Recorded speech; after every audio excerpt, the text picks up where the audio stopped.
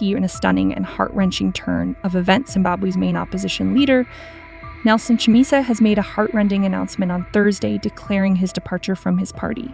In a scathing indictment, he accused the ruling party of hijacking the organization and orchestrating the expulsion of numerous members of parliament and councillors. Chamisa, who at 45 was President Emmerson Mnangagwa's primary adversary in the disputed elections of 2018 and 2023, leveled grave accusations against Mnangagwa, accusing him of ruthlessly decimating the opposition through authoritarian means. His impassioned 13-page statement, shared on his social media platforms and the party's page on X, formerly Twitter, castigated the economically and politically troubled Southern African nation for its record of oppressive governance.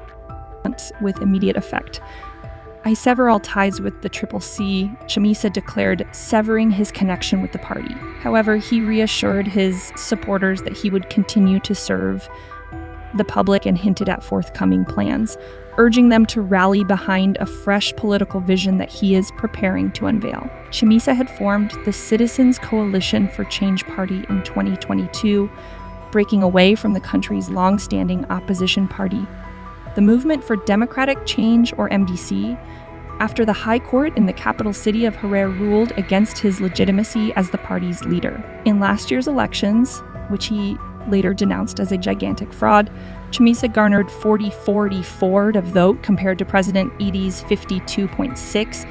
His party gained control of major cities and towns and acquired enough parliamentary seats to deny the ruling Zanu-Pf party a 2/3 majority. This would have prevented the ruling party from amending the constitution to potentially enable a third term for Mnangagwa. However, since the elections, the 45-year-old leader has grappled with internal divisions within his party. An individual claiming to be the party's secretary general began removing elected officials with the support of parliamentary authorities, the government, and the court. Chamisa vehemently denied the existence of a secretary general position within his party and labeled the person, Sinjezu Shabang, an imposter and fraudster. Despite Chamisa's efforts, he has been unable to halt the dismissals of members of parliament and councillors. Whenever they have attempted to contest by elections under the CCC name to reclaim their positions, the courts have repeatedly ruled to remove the ousted officials from the ballot, resulting in ruling party candidates seizing seats in traditional urban opposition strongholds.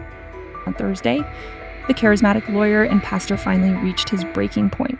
In a powerful declaration, he expressed his exhaustion and relinquished his grip on the party he had fought so fiercely to uphold. Zanu-Pf can take everything that we fought for, take the party in its name, take the money and all those who benefit from this fraudulent scheme, he proclaimed with a mixture of anguish and resolve. While the ruling party has denied involvement in the expulsions and dismissed allegations of Mnangagwa seeking a third term, the opposition and both local and international human rights groups have persistently accused the 81-year-old president of resorting to violence, arrests, detentions, and manipulation of the judiciary to suppress dissenting voices. This comes despite Mnangagwa's initial promises of democratic reforms following the army-backed coup that removed his predecessor, the late long-ruling Robert Mugabe, from power after 37 years. Once a close ally of Mugabe, Mnangagwa vehemently denies the allegations of clamping down on the opposition.